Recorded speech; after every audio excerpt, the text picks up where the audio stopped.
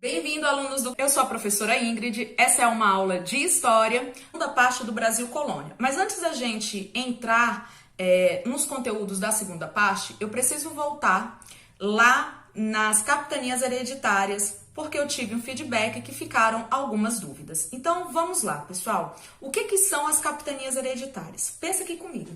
O Brasil ele foi dividido de acordo com o Tratado de Tordesilhas, feito aí, né, pela Igreja Católica em comum acordo com os Estados Nacionais de Portugal e da Espanha. Para você lembrar o que são os Estados Nacionais, dá uma olhada na aula de Estados Nacionais, que foi a nossa última aula, combinado? Então, o que acontece? Baseado nisso, Portugal faz essas empreitadas para esse novo mundo, e aqui no novo mundo ele acaba encontrando como posso dizer, questões interessantes para fazer a exploração, entre eles o pau-brasil. Porém, nos primeiros 30 anos da colônia, não havia um projeto de se povoar. Então, as pessoas não se sentiam atraídas para vir para cá, ninguém tinha interesse. Então, você pensa, você sair da Europa com todos os recursos disponíveis para aquele período, estavam ali para você ir para um lugar desconhecido, cheio de lendas, onde diziam que indígenas comem gente. Realmente, o Frei Sardinha dançou, né, na mão dos indígenas, e a gente pode voltar nessa história um outro momento. E aí, o que aconteceu, pessoal? Com isso, havia nos mares como se diz assim, uma pirataria. Então, outros estados como a França, né, estados nacionais como a França, como a Holanda, não reconheciam a posse da terra entre Portugal e Espanha aqui no Novo Mundo.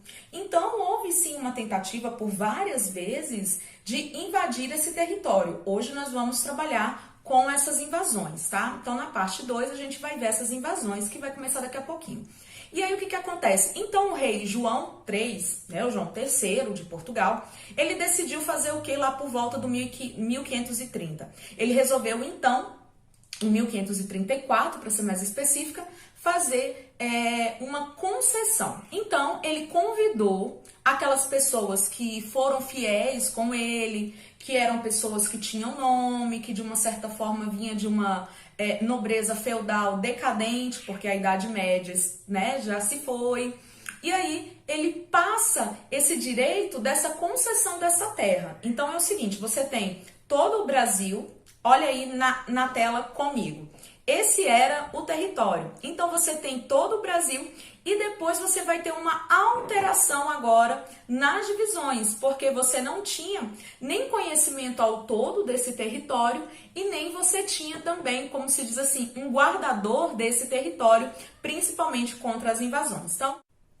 Então agora a gente vai ver como ficou essa divisão das capitanias hereditárias promovida pelo rei João III de Portugal. Então, como o território ainda não era todo desbravado, nós vamos ter, então, o início do que será, né, essa divisão de organização do Brasil. Então, vamos começar aqui com aquela que foi o primeiro, né, lugar aí, como se diz assim, a ganhar o seu capitão donatário, que foi aqui São Vicente, tá? São Vicente ficou sobre a liderança de Martim Afonso de Souza, tá? Então, nós vamos colocando todas elas aqui e a gente vai percebendo que cada um ganha a sua capitania. E é o seguinte, pessoal, essas capitanias, a partir do momento que você ganha elas, você tem total direito de exploração sobre esse território. Então, tudo que você conseguir ganhar aqui nesse território, que você conseguir explorar, você vai poder, tá, auferir desses lucros,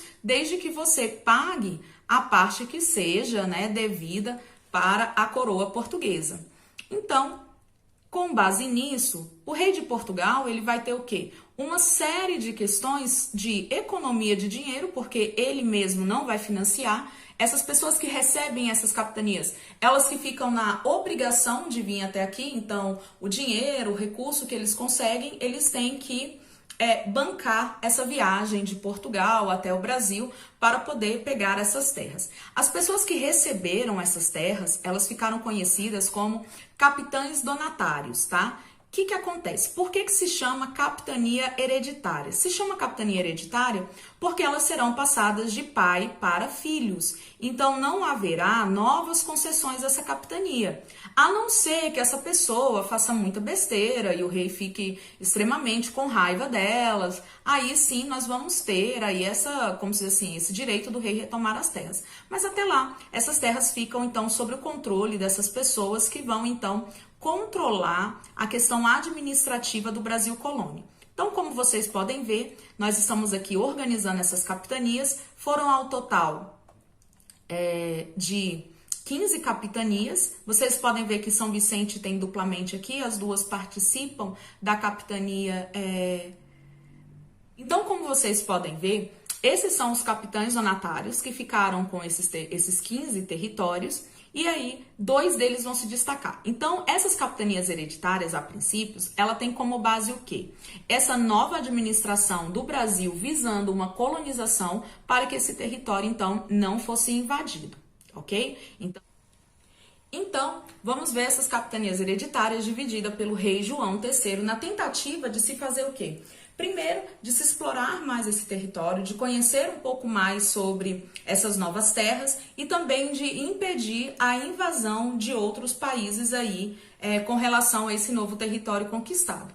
E aí, pessoal, uma das primeiras expedições que ele manda aqui para o Brasil para vir, como se diz, de fato e de direito, tomar posse das capitanias hereditárias, é o Martim Afonso de Souza, que vai fundar a nossa primeira vila, tá? Que é a Vila de São Vicente. Então, ele vai fundar a Vila de São Vicente, ele vai fazer a exploração do pau-brasil. E essa doação, pessoal, não era de qualquer forma, não era de qualquer maneira. Você vai ter que pedir uma autorização real. Então, você tem que pedir licença para o rei de Portugal para que você possa pegar essa concessão. Então, o que seria essa ideia de concessão que Portugal está dando? O rei português, não vindo para cá nesse período de 1534, ele vai então retirar, como se diz assim, algumas obrigações dele e passar para terceiros, para que outras pessoas possam fazê-las aqui. Então, entre fazer povoamento, fazer exploração do território, fazer vendas, né, que é o comércio, isso tudo vai ser autorizado pelo rei. Desde que, né, gente, a gente tem que lembrar que você tem que pagar os respectivos impostos para a coroa portuguesa. Você pagando,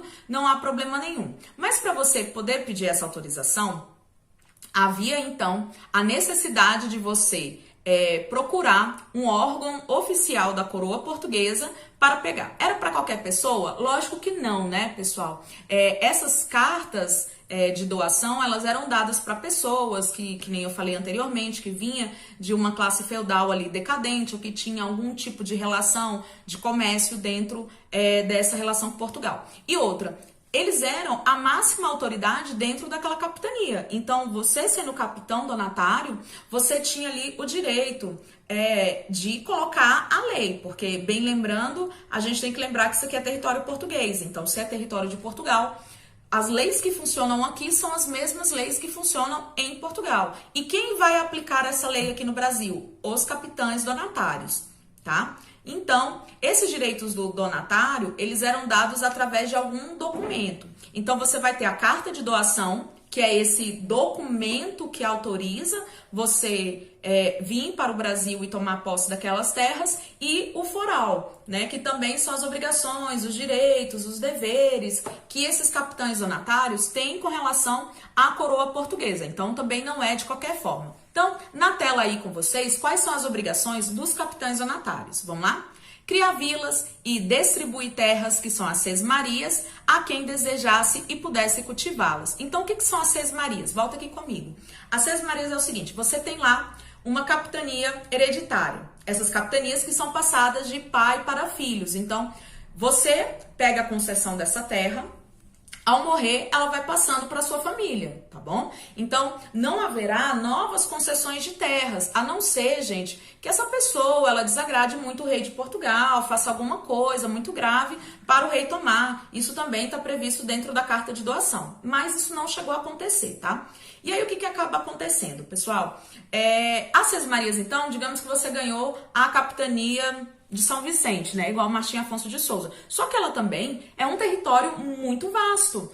Ele não vai dar conta de tomar conta de tudo. Então, para incentivar que essas pessoas viessem da Europa, ele vai dar pequenos pedaços de terras, pequenas propriedades, fazendas, chácaras. Só que isso não vai ser chamado assim. Isso vai ser chamado de sesmarias. Então, você tem o rei que passa a capitania hereditária para um capitão donatário, e este passa uma sesmaria, que é uma terra menor, para outras pessoas pudessem ali povoar, tá bom? Então, volta aí na tela. Exercer plena autoridade judicial e administrativa, por meio da chamada guerra justa, escravizar os indígenas considerados inimigos, obrigando-os a trabalhar nas lavouras. Essa guerra justa, gente, é o seguinte, volta aqui comigo. Você poderia usar armas, tá, contra os indígenas, já que eles estavam impedindo esses capitães donatários de tomarem conta da terra. Então, não pense vocês que os nossos indígenas aceitou tudo de braços cruzados, tá bom? Eles se revoltaram, mas lógico, não tinha tanta tecnologia quanto o português. Volta aí na tela. Receber a 20ª parte, que é chamado o quinto dos lucros, sobre o comércio do pau-brasil. E outra, assegurar ao rei de Portugal que recebesse direitinho tudo isso. E quais são, então, os deveres deles? Assegurar, então, ao rei de Portugal os 10% dos lucros sobre todos os produtos da terra, 1/5 dos lucros sobre os metais e as pedras preciosas que fossem encontrados, e outra, o monopólio da exploração do pau-brasil. O monopólio da exploração, a gente já falou na parte 1, tá? Então, você volta lá rapidinho e dar uma olhada sobre essa parte. Agora é o seguinte, essas capitanias hereditárias, elas não deram certo, gente. Então, elas funcionaram durante um período, porém, muitos capitães donatários nunca vieram ver esse território, nunca vieram tomar posse desse território, tá? E isso acabou, como se diz assim, tirando toda aquela expectativa que a coroa portuguesa tinha de lucrar com o Brasil. Então, isso não estava acontecendo. Mas quais são os resultados positivos que nós devemos, analisar também? Não é só esse lado negativo. Houve sim um lado positivo. Quais são eles, né? Olha aí na tela comigo. Foram lançadas bases para a colonização, formou-se os primeiros vínculos de núcleos urbanos e povoamentos, como São Vicente, Ilhéus, Olinda, Santos. Preservou a posse da terra para Portugal e foram aí reveladas possibilidades de exploração econômica, principalmente através do cultivo da cana-de-açúcar. Então, pessoal, somente 2 capitanias deram certo, tá?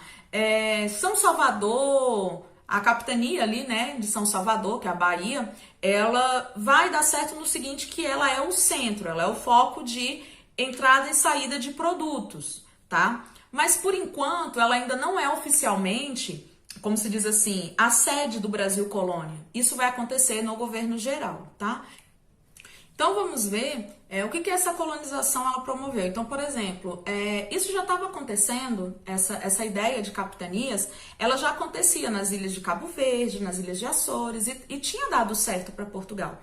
Porém, aqui a gente vai encontrar dificuldade. Tanto que o próprio Martim Afonso de Souza, ele parte rumo às Índias para fazer o comércio por lá, deixando a sua esposa, a Ana Pimenta, por aqui, e ela acaba autorizando a entrada para o sertão ali da capitania. O sertão é o interior, e isso acaba fundando, por exemplo, a vila de Piratininga. Então, isso também, assim, começa a mostrar o interesse nesse território e tudo mais. Acompanhe aí na tela sobre aí esse período dessas capitanias hereditárias. A rigor, trata-se de uma terceirização da colonização, a iniciativa privada seria responsável por fazer a terra prosperar. O litoral foi dividido entre o Rio Amazonas e São Vicente em 12 capitanias hereditárias, variando entre 30 e 100 léguas mais de extensão definida para o interior. Por que aqui está contado 12, pessoal? Porque tem capitania repetida. Então, o Martim Afonso de Souza tem 2 capitanias, o irmão dele tem mais 2 capitanias, totalizando 15 capitanias entre 12 capitães donatários. As 4 capitanias situadas entre a Paraíba do Norte e o Amazonas não foram ocupadas, são aquelas que eu falei para vocês que nunca vieram tirar satisfação como era o território, para que tinha lá, não vieram, não se interessaram, né? em retirar de lá. Então, dos 8 aí restantes, apenas Pernambuco e São Vicente conseguiram vencer os problemas dos primeiros tempos, tornando-se centros aí de crescimento populacional, econômico, relativos e importantes para a coroa. Então, cabia ao donatário fazer a ocupação dessa terra, dar o lucro para a coroa, e esse donatário recebia as sesmarias, né? Ou seja, corta essa parte.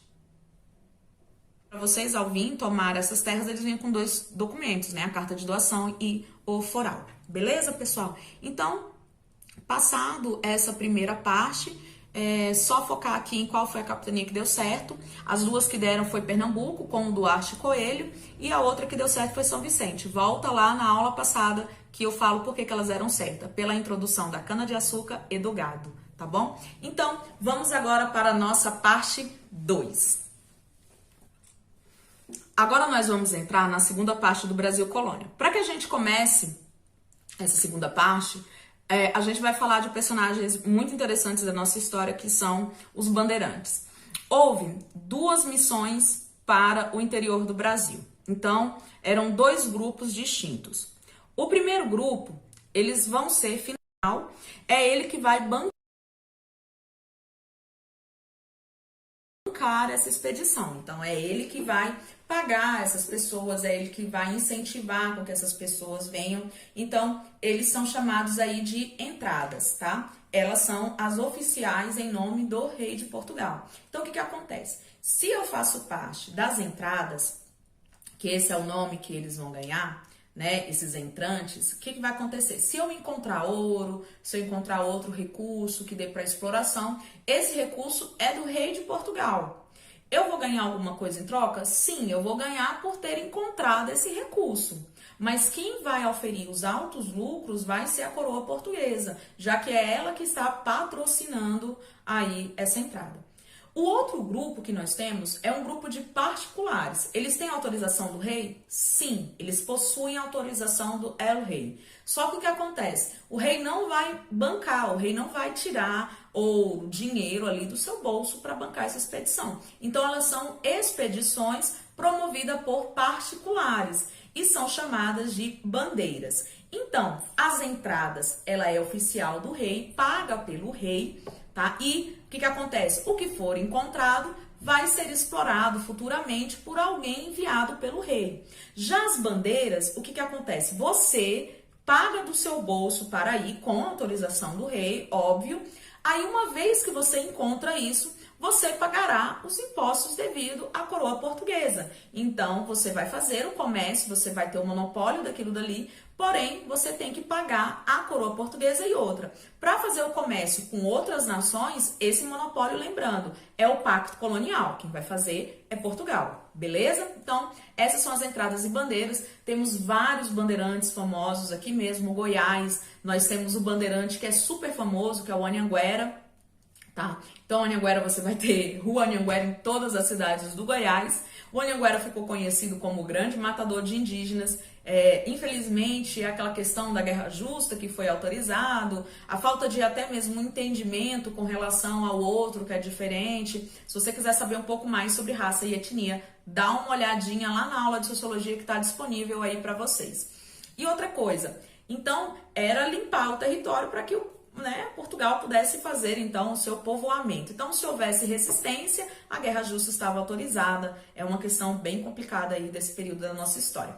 Olha aí na tela comigo. A partir de 1640, então, a gente tem aí essas bandeiras, mas também seguida de uma série de rebeliões. Rebeliões essas que vão se estendendo, que elas vão aí, como se diz assim, durando esse período do Brasil colônia, até o 1798, a gente ainda vai ouvir falar bastante dessas revoltas. O que nós vamos ter, pessoal?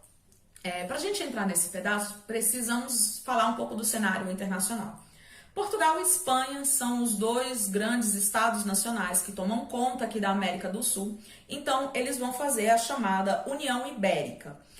Ibérica, que é a parte geográfica lá na Espanha, onde fica esses 2 estados nacionais. Então, eles vão se unir. Como é que é essa união entre Portugal e Espanha? Gente, uma união entre coroas, ela se dá através do casamento. Então acaba que você vira o herdeiro de uma parte do território e o outro é o herdeiro da outra parte do território.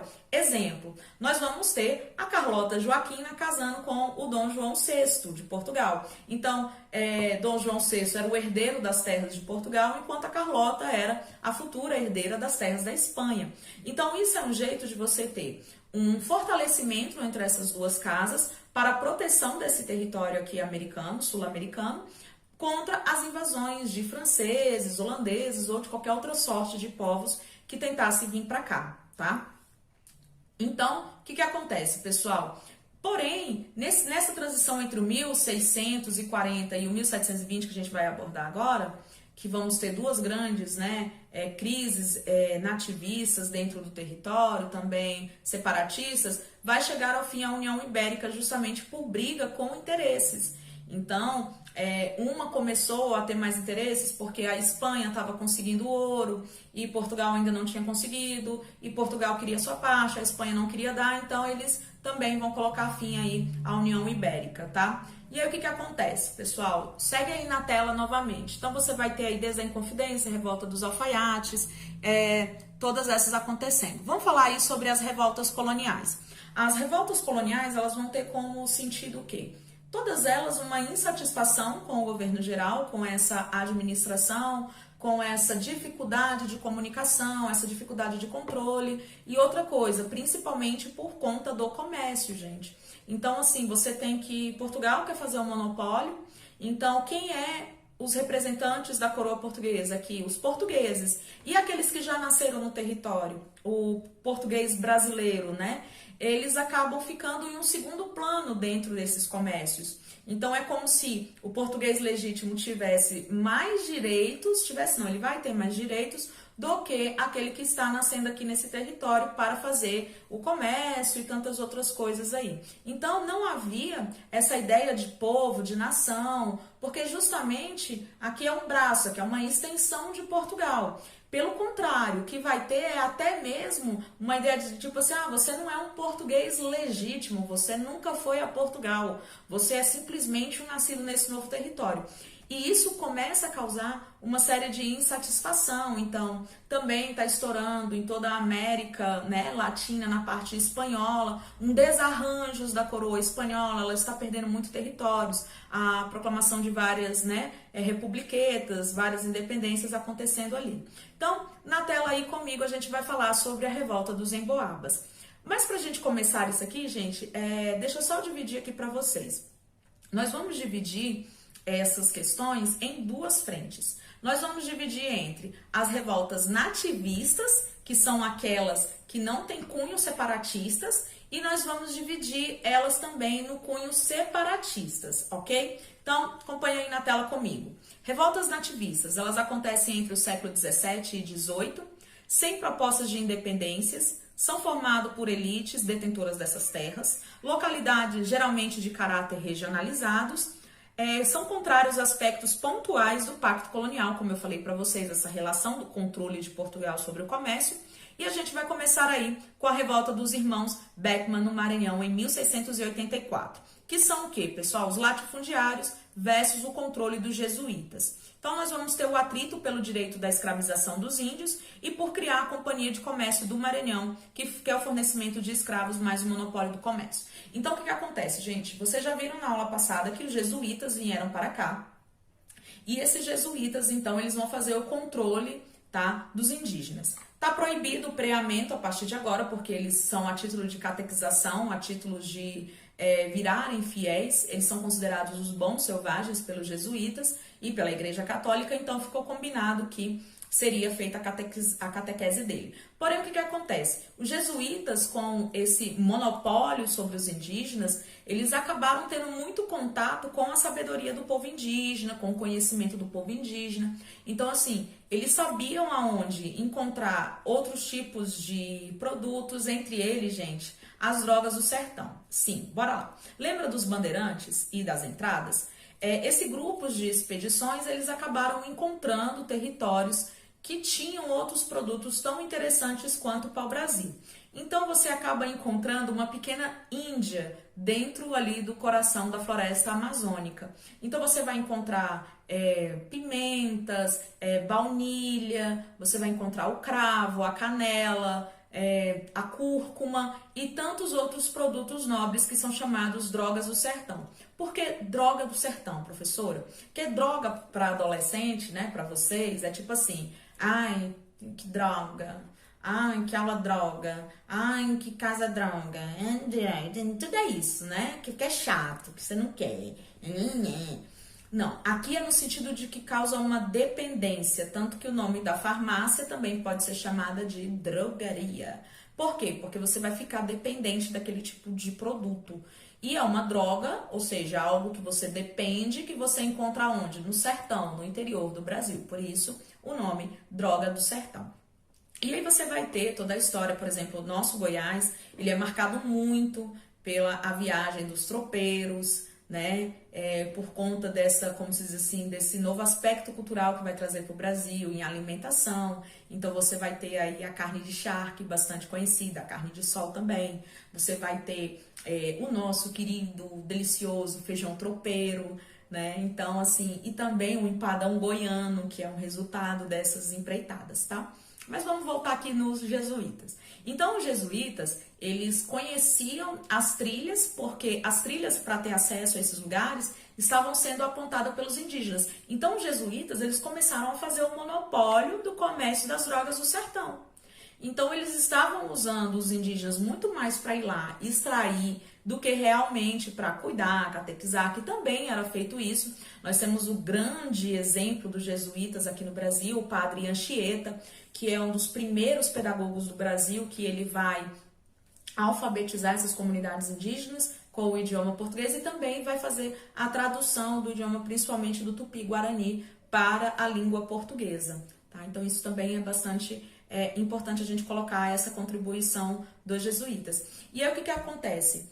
Esse comércio da criação do comércio do Maranhão está fazendo, então, esse monopólio desse comércio, e isso não agrada aos comerciantes ali da região do Maranhão, que vão querer uma satisfação da coroa portuguesa perante isso tudo. E aí a gente tem que guardar esse período, porque daqui a pouco a gente vai sair desse governo geral e vamos entrar no período pombalino, onde nós vamos ter o Marquês de Pombal, lá em Portugal, tá?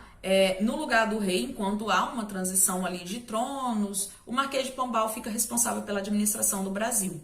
E aí, então, ele vai começar a perceber que é necessário fazer uma contenção quanto aos jesuítas. Na tela aí com vocês. Então, esse descontentamento das elites locais, alto preço e a má qualidade dos produtos, qual que era o objetivo dele? A escravização indígena e a eliminação da Companhia de Comércio do Maranhão, que estava sob controle aí dos jesuítas.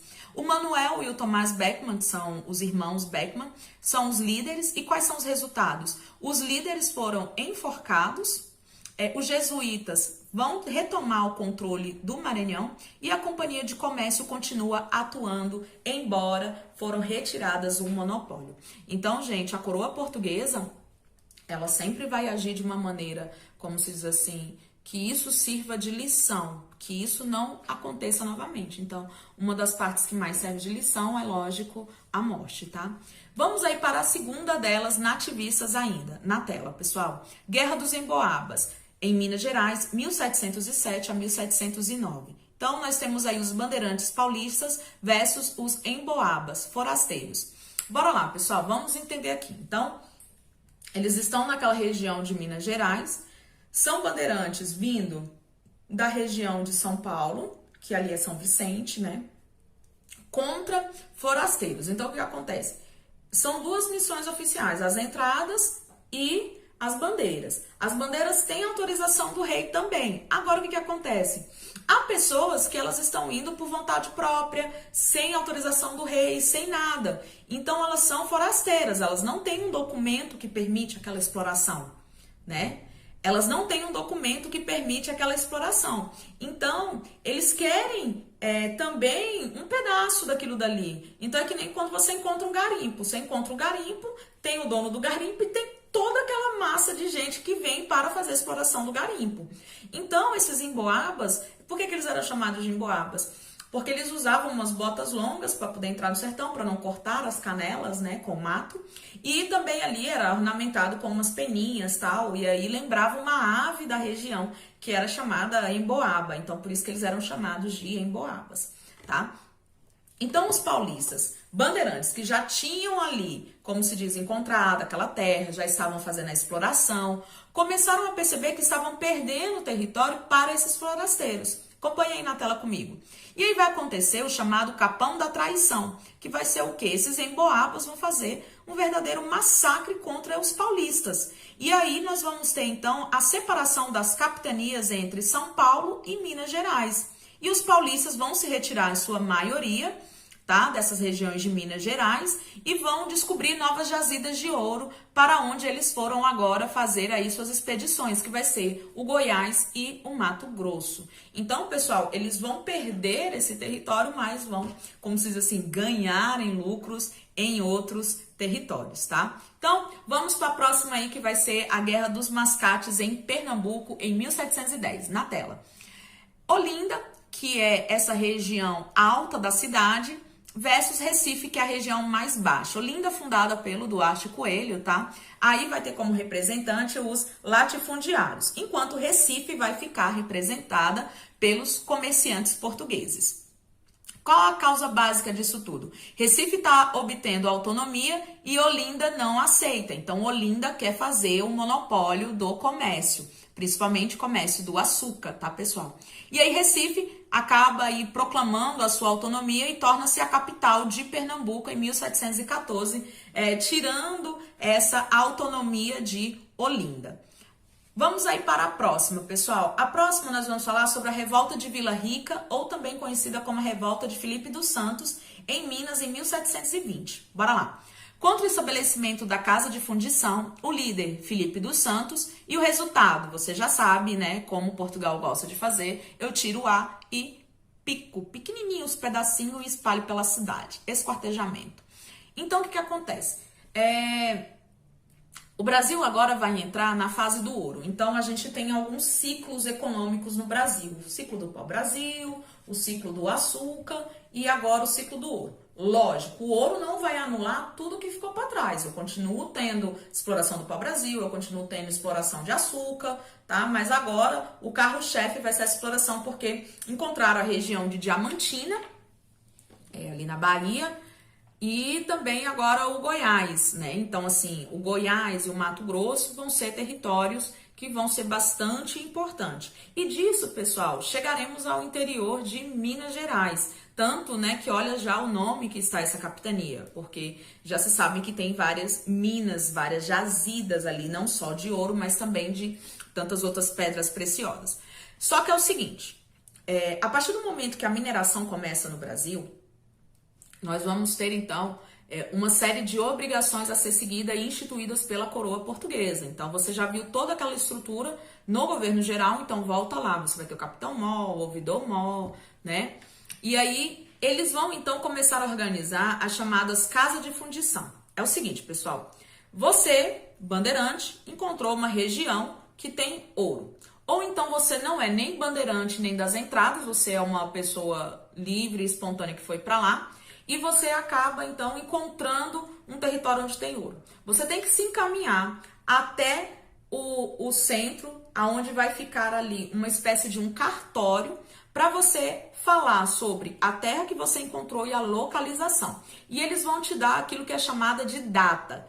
Como que você ganha uma data? A data é um pedaço de terra, aonde você pode explorar. Geralmente a data, ela tem 5 metros por 5 metros. Mas para você conseguir pegar uma data, pessoal, ela é conforme o número de escravos que você tem. Então, para você conseguir uma data de 5 metros, você tinha que ter aí entre 18 a 19 escravos para trabalhar na data. Então, a data ela era dada Não porque você a encontrou, mas porque você a encontrou e vai conseguir provar para a coroa portuguesa que você consegue fazer a exploração ali daqueles recursos minerais. Então, como é que você prova? Através do número de escravos que você tem. A gente já conversou sobre isso, falamos que o escravo é caríssimo, não é barato, então não pensem vocês, é uma mão de obra barata a longo prazo, mas é um investimento muito alto. E o pior ainda, um escravo de mina, como eles eram chamados, eles duram pouquíssimo, gente. Um escravo de data, ele vai durar cerca de 7 anos. Você tem noção do que é você simplesmente colocar um ser humano para trabalhar até ele definhar em 7 anos? Ah, professor, mas definha de quê? Alimentação extremamente precária, sol, chuva, aqueles que ficam metade no rio, metade, né? Com a parte dentro, outra fora. E outra, doenças tropicais, gente, não tem como. Então, assim, é uma situação bem pesada sobre a exploração aí com relação aos escravos nesse período. Então, o que acontece? Essa revolta do Filipe era o quê? Além disso, essas datas, então, você pegava a data e encontrou o recurso, você levava na casa de fundição. Lá na casa de fundição, era feito o quê? É como se você pegasse uma barra de chocolate de 5 pedacinhos e ali o 5º pedacinho é da coroa portuguesa. Você fica com todo o resto e a 5ª parte você entrega para a coroa portuguesa. E aí o que acontece, pessoal? Esse ouro, a partir de agora, ele vai levar o selo da casa de fundição, o selo real, para que você consiga transportar e carregar. Então, por exemplo, é proibido andar com ouro sem selo e também é proibido andar com ouro em pó. Tá? E aí você já deve conhecer que vai ter a devassa, que é quando a coroa portuguesa entra na casa das pessoas para poder obrigá-las a pagar seus impostos. E aí o mais interessante trago para os dias de hoje é que hoje a gente paga bem mais do que a 5ª parte, então de 12 meses do ano, gente. A gente trabalha cerca aí de 7 meses só para pagar impostos. Então você imagina que se no Brasil colônia a gente se revoltou por isso, e aí eu me pergunto, cadê os brasileiros do mundo de hoje, né? Mas a gente está acordando. Então, vamos lá. Para a próxima revolta, a revolta emancipacionistas, ou seja, separatistas. Então, todas que eu falar a partir de agora, elas têm um caráter de separação. Elas não querem mais ser da coroa portuguesa e elas querem proclamar suas independências, tá? A primeira delas na tela. Revolta de emancipação, então, nós vamos ter entre o século também 18, o final e início do século 19. Objetivo, separação de Portugal, eles querem a sua própria independência. Tem cunho nacionalistas, são influenciados pelo iluminismo, pela independência americana e pela Revolução Francesa. Entre as mais, como se diz assim, conhecidas está a Inconfidência Mineira de 1789. Quais são as causas da Inconfidência? Esgotamento do ouro, crise econômica e a exploração abusiva de Portugal, entre eles impostos, a derrama, proibição de produção de manufaturados na colônia, que foi feita através do alvará da Dona Maria I. Tá? E a penetração das ideias iluministas. Sim, gente, já estamos na mãe de Dom João VI, tá? A Dona Maria I, mais conhecida como a Louca. Dá uma assistida no documentário do Brasil Paralelo, a Primeiras Cruzadas, que vai falar justamente sobre a Dona Maria, a situação com que levou ela à loucura e tudo isso. Isso não cai em vestibular, essa parte de por que a Dona Maria ficou louca, mas é interessante para você saber o porquê que ela vai levar o nome de louca, e aí você nem vai ficar rindo tanto assim da história dela, porque é uma história bem triste e pesada. Então, continuando aí na tela, líderes, é a elite mineira, aí através do Cláudio Manuel da Costa, Tomás Antônio Gonzaga, Alvarenga Peixoto, Joaquim José da Silva Xavier, o Tiradentes. E quais são os objetivos? Proclamação da República, fim do Pacto Colonial, estímulo ao desenvolvimento de manufaturias, criação de uma universidade e aí a bandeira de inscrição Libertas, que será TAMI, que é liberdade ainda que tardia. Então, gente, o que acontece? Lembra a gente falando lá na primeira aula que existia uma elite Coimbrã? No segundo reinado, na aula, eu falei bastante dessa elite Coimbrã. O que é a elite Coimbrã? As pessoas que tinham dinheiro mandavam seus filhos para Coimbra, Portugal, para estudar. Então, formavam-se advogados, literários. Então, era uma elite intelectualizada. Então, essa elite que estudava em Portugal, ela era conhecida como a elite Coimbrã. Então, O Cláudio Manuel da Costa, o Tomás Antônio Gonzaga, o Alvarenga Peixoto, todos eles participavam disso. E o que eles trouxeram na mochilinha voltando para o Brasil? Eles trouxeram os livros iluministas. Vamos lembrar do negócio. Após a Reforma Protestante, a Igreja Católica ela deu uma resposta à Reforma Protestante que se chama Contra-Reforma.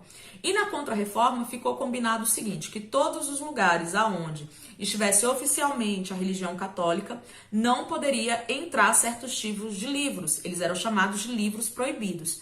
E todos os iluministas são proibidos pela coroa portuguesa. Professora, então como isso passou? Passou dentro das reuniões da maçonaria. Então, a maçonaria, como é uma reunião, uma agregação secreta, então, gente, maçonaria não é religião aqui. Nesse período, a maçonaria ela é uma associação secreta. Então, você pode ser maçom e pode ser católico. Você pode ser maçom e ser protestante. Professora, eu podia ser protestante no Brasil? Sim, você podia ser protestante no Brasil nesse período. Contudo que o culto fosse doméstico, tá? O culto não pode ser um culto público, ele é um culto doméstico. O único culto público permitido é o culto da Igreja Católica Apostólica Romana, tá? Então, essas elites Coimbra discutiam isso dentro dessas lojas maçônicas e outra, gente, a maçonaria não é qualquer tipo de pessoa que entra, você tem que ser convidado, você tem que demonstrar que tem uma renda, que tem estudo, que tem conhecimento, a educação não é pública aqui no Brasil, então não tem escolas para a comunidade que não tem dinheiro e nem acesso, então assim, grande parte dos brasileiros desse período vão ser iletrados. O Joaquim José da Silva Xavier, ele ocupa um cargo dentro do exército que é chamado aí de alferes. É como se fosse um cargo, você tem lá soldado, cabo, é como se fosse um cargo entre soldado e cabo. Nem existe mais esse cargo. E outra, como vocês sabem, os militares não podem utilizar barbas dependendo da hierarquia que estão. Então, a barba, o bigode, elas são símbolos hierárquicos militares. Então, quanto mais barbas você tem, né, o conjunto completo, a barba, bigode, você tem um posto muito alto dentro das hierarquias militares. Então, já sabemos que o Tiradentes tem a pele assim, ó, tem que estar lisinho, lisinho, lisinho. E aí, aquela coisa, né, gente, você tem uma pessoa ali que entende mais ou menos como que arranca um dente, então, fulano sabe arrancar um dente, vai lá, porque o dentista, gente, isso é caro hoje, vale no Brasil Colônia. Caríssimo. Tá aí fora que não tem todo esse conhecimento de odontologia que a gente tem hoje. E aí, ele acaba sendo aquela pessoa que o quê? Que ouviu a elite Coimbra conversando sobre isso, né? Que tava sabendo. E, gente, a corda sempre vai arrebentar do lado mais fraco. Então, quando essa ideia estoura, falando que tem que ter, e outra, gente, Minas queria libertar Minas Gerais, o resto que se liberte pra lá, tá? Então, queria libertar Minas Gerais, então, isso chega aos ouvidos da Dona Maria I, a rainha portuguesa, e ela vai tomar uma decisão, e vocês já sabem como que Portugal vai fazer para punir todos aqueles que estão indo, como se diz assim, contra a coroa portuguesa. Mas pensa aqui comigo, você pode matar filho das elites Coimbra? Jamais, você estaria comprando uma guerra aqui no Brasil e literalmente Portugal poderia colocar tudo a perder. Dona Maria ainda não estava louca, então ela ainda estava em pleno juízo, ela sabia muito bem que ela não poderia fazer isso. Então o que ela acaba fazendo? Como a gente sabe, a gente vai punir aqueles que não são ninguém, que é só um número estatístico, e acaba exilando esses outros aí da elite Coimbra. Então você vai ter o exílio, eles são mandados aí para a costa africana, outros vão para a Europa, França, enquanto que aqueles que, como se diz, o lado mais fraco da corda vão ser executados. Gente, durante isso, Dona Maria fez um decreto proibindo se tocar nesse assunto, era proibido, e esse assunto só volta à tona na proclamação da República, porque a República ela precisava construir uma propaganda negativa do Império, já que o Império era visto muito positivamente pelos brasileiros. Então, o que eles fizeram? Olha o que a gente encontrou que o Império fez, eles vão fazer com vocês, enforca, corta, pica, joga no meio da rua para todo mundo ver.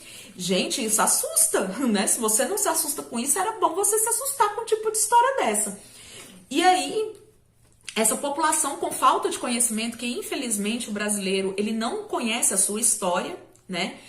Acaba criando um certo medo do Império.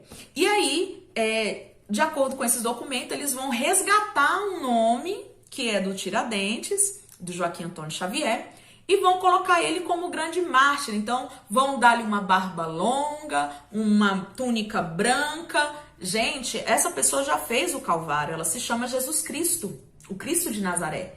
Então, o povo brasileiro, como é um povo muito religioso, associa o Tiradentes com a imagem de Jesus. Isso é uma associação psicológica. Gente, é uma ideia extremamente, como se diz, inteligente dos republicanos.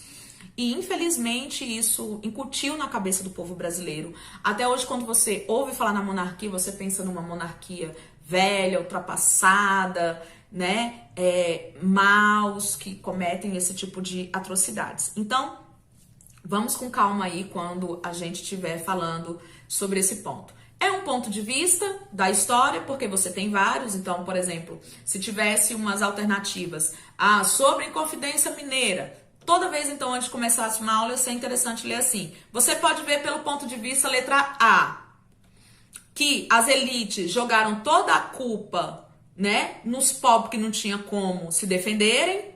Letra B, era um bando de gente querendo exploração econômica, mas não quiseram assumir as suas responsabilidades e os besta é que pegaram. E letra, né, C, você como rei de Portugal, você quer manter o controle e, né, como se diz assim, a ordem dentro do seu território. Então você escolhe aí o seu ponto de vista e fica com ele, tá? E aí, mas o que você precisa saber é os fatos que ocorreram, tá? O que aconteceu? Isso aí você não pode deixar de saber, não. Então, vamos aí para outra, que é a Conjuração Carioca, de 1794. O que eu acho legal esse nome, Conjuração, é que a gente, né, até canta assim, tá? Então vão conjurar, ou seja, vão chamar, vão conspirar, né? Tudo ali debaixo dos panos. Manifestações aí contrárias ao absolutismo, ideais também iluministas, a sociedade literária, então, mas outra elite coimbra envolvida.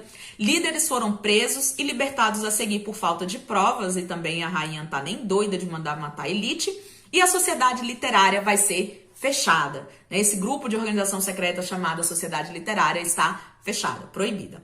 Conjuração Baiana ou Revolta dos Alfaiates, 1798. Causas: a extrema pobreza e desigualdades sociais. Quais são os objetivos? A independência, república, liberdade do comércio, igualdade em todos os níveis, a abolição da escravidão pela primeira vez sendo colocada aqui, a influência da Revolução Francesa com os títulos de igualdade, liberdade e fraternidade.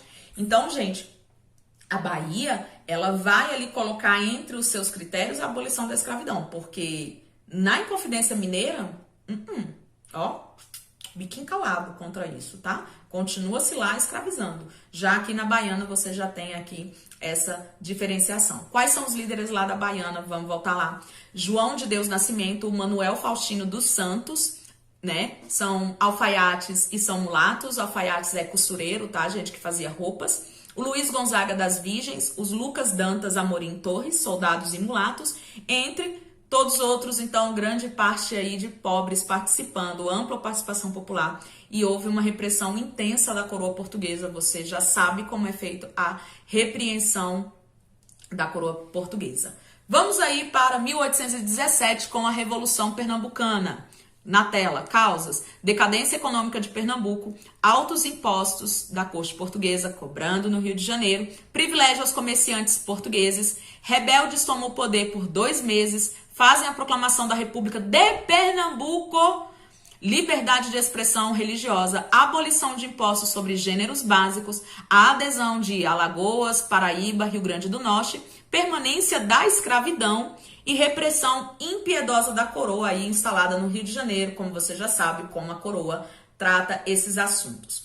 Vamos aí para mais uma, que é a Revolta dos Índios. Contra a escravidão, os maus tratos e humilhação, defesa do território, atritos permanentes com a coroa portuguesa, e a gente vai ter a Confederação dos Tamoios no Rio de Janeiro em 1562 a 1567. Então você vai ter de um lado os índios tupinambás, que se uniram com os franceses, por quê? Que os franceses são bonzinhos, não é que os franceses querem território, tá? Versus os portugueses. Gente, 5.000 indígenas vindo no teu rumo com flechas, tacape e com aquelas flechas que bota aquele sapinho verdinho assim, ó, cheio de um veneno cabulosíssimo que ele tem para matar, né, homem branco, para matar português. E aí, o que acontece, gente? Nós vamos ter a união das nações indígenas, então, contra essa escravidão, e a expulsão ali da União Ibérica vai conseguir expulsar os franceses do Rio de Janeiro, o que acaba enfraquecendo esse controle central da Confederação. E aí o que vai acontecer, gente? A paz de Iperogue, que é firmada entre os padres jesuítas, que vão desmobilizando os indígenas, né? Tirando aí essas organizações, os líderes, as cabeças vão sendo aí destituídas. E aí, gente, começa um massacre e uma escravidão ali no litoral indígena, tá? E aí a guerra guaranítica, índios, né, missioneiros mais os jesuítas, agora versus Portugal e Espanha em 1750. Vai ser feito o Tratado de Madrid de 1750, que é o quê? 7 povos sob o controle de Portugal. Gente, como funciona isso aqui? É o seguinte... Portugal também não respeitou fronteira de tratado nenhum, tá? Isso é um dos motivos que a União Ibérica vai à falência. Então, assim, aquela história que eu falei pra vocês, mostra-me cadê a cerca que Adão colocou no mundo? Não tem. E cadê o testamento? Também não tem. Então, eu chego, uso potecites. Eu chego e uso. E aí, gente, o Brasil começou a invadir as terras que eram da Espanha, ali na região da Argentina. Então, o que acontece? A gente pega um território, fica pra gente, durante muito tempo se usa esse território, e aí, com o fim dessa dissolução da União Ibérica, há uma necessidade de se, como se diz assim, de organizar a casa, o que é meu, o que é seu, já que nós estamos agora separados.